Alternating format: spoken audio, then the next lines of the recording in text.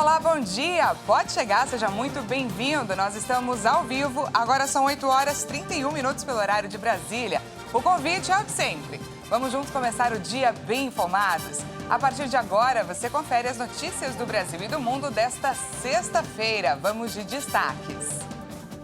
Texto da PEC da transição pode ser travado no Senado. Maioria dos senadores é contra furar a regra fiscal. Prazo para pequenos negócios renegociarem dívidas ativas foi prorrogado. No México, queda de helicóptero em Aguascalientes deixa 5 mortos. E a Copa do Mundo está chegando e os brasileiros estão entrando no clima, se preparando para torcer pela seleção, com direito a camisa, decoração e até televisão nova. Tudo isso a partir de agora. Muito tem se falado sobre o teto de gastos, mas gargalos no texto entregue da PEC da transição podem travar a aprovação no Senado. Apesar de existir consenso para viabilizar o Auxílio Brasil de R$ 600 com incremento por criança, a maioria dos senadores é contra furar a regra fiscal. As chances do texto da PEC da transição não ser aprovado a tempo e comprometer os planos do próximo governo com relação às promessas de campanha são grandes. Isso porque a proposta de tirar o Auxílio Brasil de forma permanente do teto de gastos, comprometendo a regra fiscal, não tem adesão suficiente no Senado, por onde começa a tramitação da PEC. Aliados do atual governo reclamam da falta de discussão do texto e aproveitam a fragilidade em relação ao cumprimento das regras fiscais para fazer oposição. Então, ainda que a PEC passe pelo Senado, voltaria a ser questionada na Câmara dos Deputados, principalmente sobre a durabilidade. Para evitar desgastes e conseguir a adesão dos parlamentares, o governo de transição chegou a fazer alguns ajustes no texto da PEC apresentado nesta quarta-feira, mas que ainda não devem ser suficientes. O impasse tem capacidade de empacar a PEC e fazer com que a equipe de transição recorra a outras estratégias para continuar o pagamento do Auxílio Brasil de R$ 600 no ano que vem. Desta forma, volta à mesa de discussão o envio de uma medida provisória com o pedido de abertura de crédito extraordinário. Na reunião de entrega do texto da PEC, Davi Alcolumbre alertou o vice-presidente Geraldo Alckmin para a recusa de grande parte dos senadores em furar o teto de gastos de forma permanente. O que está pacificado é somente a liberação excepcional para bancar o Auxílio Brasil em 2023. O Conselho Político da Transição para o novo governo deve apresentar nesta sexta-feira os últimos nomeados. Mas o grupo de defesa deve ser definido na próxima semana, com o retorno de Lula ao Brasil após cumprir uma agenda internacional que teve início na COP27 no Egito. A equipe de transição irá elaborar relatórios técnicos para entregar ao presidente eleito Lula com sugestões de medidas a serem revogadas. Mais detalhes sobre esse trabalho a gente confere agora com a Jaqueline Fonseca, direto de Brasília. A equipe de transição do governo federal está quase completa. Falta nomear apenas alguns integrantes dos grupos de Defesa Civil e Segurança Pública. Na tarde desta quinta-feira, Aloysio Mercadante, coordenador de um dos grupos técnicos, informou que espera-se que policiais passem a integrar a equipe e colaborem com a transição. Até agora, 285 nomes foram anunciados. Destes, 14 foram formalmente nomeados e recebem efetivamente pelo trabalho. 271 trabalham voluntariamente ou são servidores públicos cedidos. Essas informações foram passadas à imprensa na tarde desta quinta-feira em uma coletiva de imprensa. Muitos dos integrantes do grupo de trabalho já fizeram parte dos governos de Dilma e Lula, inclusive como ministros. Nesta quinta, Aloysio Mercadante detalhou os relatórios que serão elaborados pelos grupos temáticos e afirmou que os documentos entregues pelo TCU, que apontam como tirar a administração pública da zona de risco, serão balizadores das ações do governo a partir do primeiro dia de mandato. Mercadante também explicou que cada grupo técnico irá elaborar uma lista de prioridades, sugestões de medidas a serem revogadas e deficiências com base no orçamento previsto para 2023. Segundo ele, a proposta elaborada pela equipe de Bolsonaro contém muitas falhas e vários programas estão desassistidos. Mercadante destacou um déficit significativo na área da saúde e infraestrutura, além da área social. Justamente para atender essa demanda, a equipe de transição espera aprovar a PEC do Bolsa Família. A sugestão de texto da proposta foi protocolada ontem no Senado e prevê que os recursos gastos com o Auxílio Brasil, que deve voltar a se chamar Bolsa Família, ficarão fora do teto de gastos. A estimativa é que este valor seja de 175 bilhões de reais. O presidente do Senado, Rodrigo Pacheco, que agora está no Egito participando da COP27, tem intenção de aprovar o texto na última semana de novembro. De Brasília, Jaqueline Fonseca. E o ex-ministro Guido Mantega pediu para deixar a equipe de transição. Em carta, ele alegou que uma condenação no Tribunal de Contas da União em 2016 o impede de ocupar cargos públicos por 8 anos. O ex-ministro Guido Mantega pediu para deixar a equipe de transição do governo. Ele integrava o grupo de Planejamento, Orçamento e Gestão. Mantega enviou uma carta em que citou como motivo para sair da transição uma condenação no Tribunal de Contas da União, proferida pela primeira vez em 2016 e depois estendida em 2018, que o impede temporariamente de ocupar cargos públicos. Ele alegou que foi condenado injustamente e que, além disso, não ocuparia cargo remunerado na transição.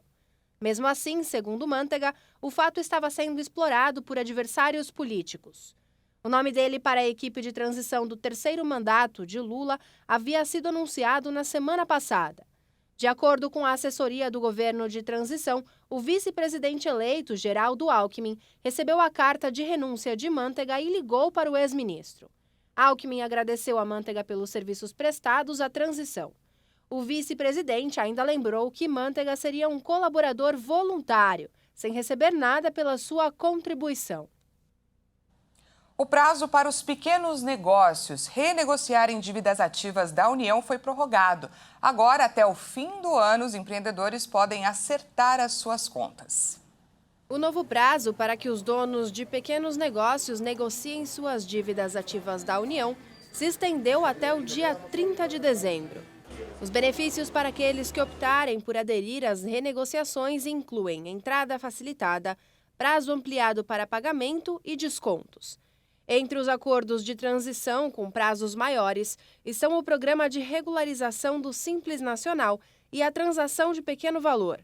Pelo Programa de Regularização do Simples Nacional, é permitida que a entrada referente a 1% do valor total das inscrições selecionadas possa ser parcelada em até 137 parcelas mensais. Além disso, tem desconto de até 100% dos acréscimos legais, ou seja, juros, multas e encargo legal. Para o microempreendedor individual, o valor mínimo de parcela é de R$ 25, sendo de R$ 100 para microempresas e empresas que tenham um pequeno porte. A modalidade aborda apenas débitos inscritos até o dia 31 de outubro do ano de 2022. A desistência de alguma outra negociação para adesão a esta modalidade deve ser realizada na data limite do dia 30 de novembro.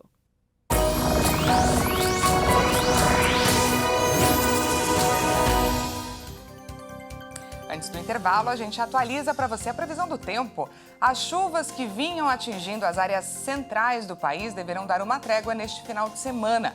A previsão é de que as temperaturas aumentem um pouco e os níveis de umidade do ar diminuam. Por isso, é preciso ficar atento aos cuidados. A gente confere agora, então, a previsão do tempo para essa sexta-feira e também para o final de semana em algumas cidades do país. Começamos falando de Cuiabá, em Mato Grosso. A cidade vai enfrentar aí um calorão hoje, com a máxima podendo chegar aos 38 graus. No final de semana, as temperaturas devem continuar altas por lá, com máxima de 37 no sábado e 35 graus no domingo. Em Porto Alegre, capital do Rio Grande do Sul, o sol e o calor também devem predominar nesta sexta-feira. A máxima prevista para hoje é de 30 graus. No sábado, a temperatura aumenta um pouquinho, com máxima de 31 graus e para o domingo fica aí em 32. Para finalizar, a gente fala aqui de São Paulo. Vamos juntos dar uma olhada em como está o céu por aqui no centro da capital. Olha só, Azul, só algumas nuvenzinhas passando, cara de dia quente, não é?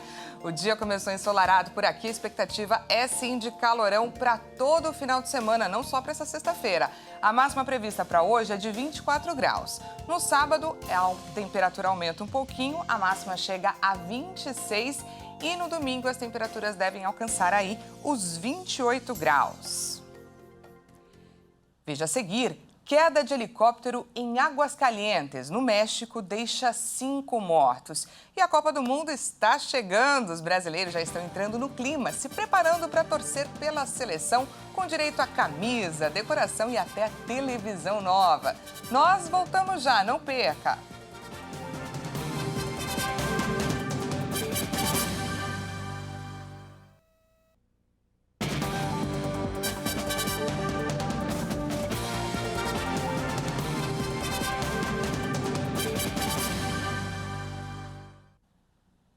Seja bem-vindo mais uma vez. Estamos de volta ao vivo, agora 8 horas e 45 minutos pelo horário de Brasília. E voltamos para falar sobre a COP27. Termina nesta sexta-feira a 27ª Conferência das Nações Unidas sobre Mudança do Clima, que acontece nesse ano no Egito. Nesses 12 dias, o evento reuniu líderes e membros da sociedade civil do mundo todo para discutir desafios e soluções para o enfrentamento das mudanças climáticas. Entre os principais objetivos desta COP está mitigar as emissões de gases do efeito estufa. O acordo final sobre a 27ª edição no Egito deve ser apresentado nos próximos dias, com um consenso entre as nações com medidas para frear o ritmo do aquecimento global. No ano passado, a 26ª Conferência do Clima, em Glasgow, aprovou um compromisso assinado por mais de 200 países para buscar fontes de energia alternativas. O acordo final trouxe uma referência aos combustíveis fósseis, em especial o carvão, e sua influência na crise climática. Entre as medidas apresentadas na COP está uma aliança entre as 3 nações com as maiores florestas tropicais do mundo: Brasil, República Democrática do Congo e Indonésia. Os países lançaram formalmente na segunda-feira uma parceria para cooperar na preservação das florestas após uma década de negociações sobre uma aliança trilateral. A China, o maior emissor de gases de efeito estufa do mundo, acenou para uma meta de limitação do aquecimento global. O enviado sobre clima da China para a COP27 disse que Pequim gostaria que o acordo climático da Cúpula do Clima da ONU estabeleça uma meta para limitar o aquecimento global a 2 graus Celsius e acrescentou que os países devem tentar 1,5 graus Celsius, compromisso semelhante à linguagem acordada no Acordo de Paris em 2015. O Brasil foi representado por uma comitiva do atual governo de Jair Bolsonaro e por membros da equipe do presidente eleito, Luiz Inácio Lula da Silva, que assume a presidência na República em 2026 e compareceu ao evento este ano. Em seu discurso na COP27, na última quarta-feira, Lula afirmou que seu governo reforça o compromisso de acabar com o desmatamento até 2030. O presidente eleito também propôs à Organização das Nações Unidas que a COP30, prevista para acontecer em 2025, seja realizada no Brasil, na Amazônia. Proposta que recebeu apoio do presidente francês Emmanuel Macron. A queda de um helicóptero em Aguascalientes, no norte do México, deixou 5 pessoas mortas, incluindo o secretário de Segurança Pública do estado. O secretário de Segurança do Estado mexicano de Aguascalientes, Porfirio Sánchez, e outras 4 pessoas morreram na queda de um helicóptero nesta quinta-feira. Infelizmente, não há sobreviventes e a morte do secretário estadual de Segurança Pública está confirmada, afirmou a governadora Teresa Jiménez. As investigações já começaram para apurar as possíveis causas. Segundo a governadora, tudo indica que se trata de um acidente. Ela explicou que Sánchez realizava passeios de helicóptero diariamente e destacou que o piloto fez manobras heróicas para evitar áreas povoadas e pousar em um terreno onde não havia casas. A junta militar de Myanmar libertou quase 6.000 prisioneiros estrangeiros capturados. O país tem sido controlado pelos militares desde fevereiro de 2021, após um golpe de Estado. O jornalista japonês Toru Kubota chegou a Tóquio depois de ser libertado pela junta militar que governa Myanmar. Ele é um dos quase 6.000 presos libertados. Ao chegar ao aeroporto de Haneda, ele declarou que gostaria de expressar sua gratidão após passar 3 meses e meio na prisão. A junta militar de Mianmar anunciou nesta quinta-feira a libertação de um total de 5.774 presos birmaneses. Além de Toru, havia outros 3 estrangeiros, uma ex-embaixadora britânica, um assessor australiano do governo derrubado de Aung San Suu Kyi e um birmanês com passaporte americano. A decisão é um raro sinal de abertura por parte dos militares, que chegaram ao poder com um golpe de Estado em fevereiro de 2021. Milhares de pessoas foram presas na sangrenta repressão à dissidência que ocorreu após o golpe em Mianmar. Faltam apenas 2 dias para a Copa do Mundo. Hoje o boletim Esquenta Catar 2022 vai deixar você com água na boca. Leonardo Félix mostra 2 petiscos doces tradicionais dos países árabes. Vamos conferir. Olá pessoal, este é o Esquenta Catar 2022 que traz informações e curiosidades da Copa do Mundo aqui na nossa programação. Hoje trazemos mais algumas dicas gastronômicas no país sede do torneio. Agora é a vez das sobremesas e doces. O Lukai Mashi é bastante popular nos países árabes. As bolinhas fritas feitas de massa tradicional de trigo com purê de batata são uma ótima opção de petisco ou lanche. É comum ter o acompanhamento de recipientes de mel para mergulhar as bolinhas. Outro destaque é o canfarush, um disco de massa frito feito com água de rosas e açafrão, sempre servido com uma pitada de açúcar de confeiteiro ou um pouquinho de mel. A água de rosas dá um aroma levemente floral e um sabor delicado ao prato. Os bolinhos são fritos até ficarem crocantes por fora e depois mergulhados em mel. Recomenda-se provar o lanche com um pouco de chá de menta. Que delícia, gente! Eu fiquei com água na boca aqui. Espero que vocês provem, hein? E tá chegando a hora, gente. Faltam só 2 dias para a Copa do Mundo Catar 2022. E a Copa do Mundo estimula muitos brasileiros a usar a criatividade e em várias cidades as ruas já estão decoradas para o evento. Aqui em São Paulo, um trabalho colaborativo resultou em uma verdadeira obra de arte. Vamos dar uma olhada. Um grupo de amigos do Jardim Brasil, bairro de São Paulo, enfeitou as ruas para a Copa do Mundo. No lugar do cinza do concreto, o verde e o amarelo. As cores da bandeira dão o tom da expectativa para o grande evento. Aí a gente pegou a união de todos os amigos, nós amigos da infância aqui, todo mundo, a gente mora aqui nessa rua. E a gente vem fazendo isso aí nas outras Copas já e aí ficou isso aí que vocês estão vendo, né? A torcida aqui é que a Copa possa unir um país polarizado pela eleição e que a seleção traga a taça do Hexa. Eu acho que se essa beleza de obra que a gente fez chegar até a seleção, acho que vai comover eles de alguma forma, de algum jeito, vai levar a taça pra gente. A Copa do Mundo no Catar começa neste domingo. O Brasil está no grupo G da competição, junto com Camarões, Sérvia e Suíça. A seleção estreia contra a Sérvia no dia 24 de novembro. A gente viu agora as ruas decoradas, a vontade do brasileiro de entrar no clima da Copa do Mundo. E uma pesquisa revelou que quase 70% das pessoas pretendem torcer pela seleção a caráter, incluindo roupas, acessórios, investindo em decoração, até itens eletrônicos, como televisão, entraram na lista de desejo dos brasileiros para garantir a melhor imagem. Vamos conferir na reportagem especial que a Maria Clara Leite preparou para a gente. O Brasil todo está verde e amarelo. A expectativa para a Copa do Catar está lá em cima. Olha, eu estou bem ansiosa e eu acho que dessa vez a gente leva o Hexa, viu? Melhor que as 2 últimas Copas, o time, o entrosamento, os adversários não estão tão melhores também, acho que esse ano as chances são grandes. É com essa fé que os brasileiros estão se preparando para assistir aos jogos, desde a decoração das ruas até a compra daquela TV novinha. Entre os entrevistados de um estudo realizado pela agência Poema no último mês de setembro, 24% disseram que comprariam um aparelho só para acompanhar a Copa. E a intenção de consumo dos brasileiros vai além. De acordo com um levantamento realizado pelo Mercado Ads, a unidade de negócios de publicidade do Mercado Livre, em parceria com a Ipsos, 68% da população pretendem comprar pela internet algum produto para o Mundial. As categorias mais desejadas são roupas e calçados. Segundo a pesquisa, 90% dos compradores pretendem adquirir camisas da seleção para curtirem ao melhor estilo o Mundial, que pela primeira vez acontece no final do ano. Eu não tenho dúvida de que vai ser um evento importante de movimentação para a economia, exatamente nesse período que nós estamos tendo algum tipo de dificuldade, já observando na questão da desaceleração econômica.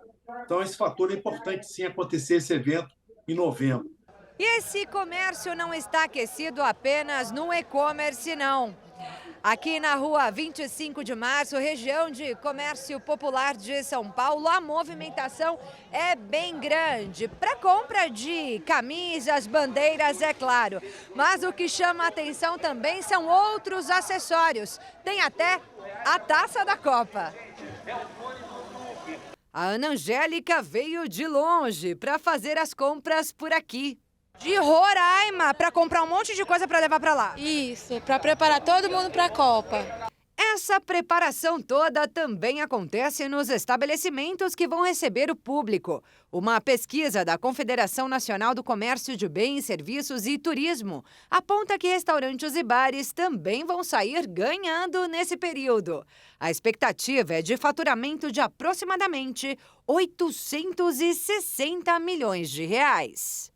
Se o Brasil vai trazer a taça, não se sabe. O fato é que, de um jeito ou de outro, a economia do país tem muito a ganhar com o Mundial. A economia agradece penhoradamente. Às vezes eu brinco muito, né?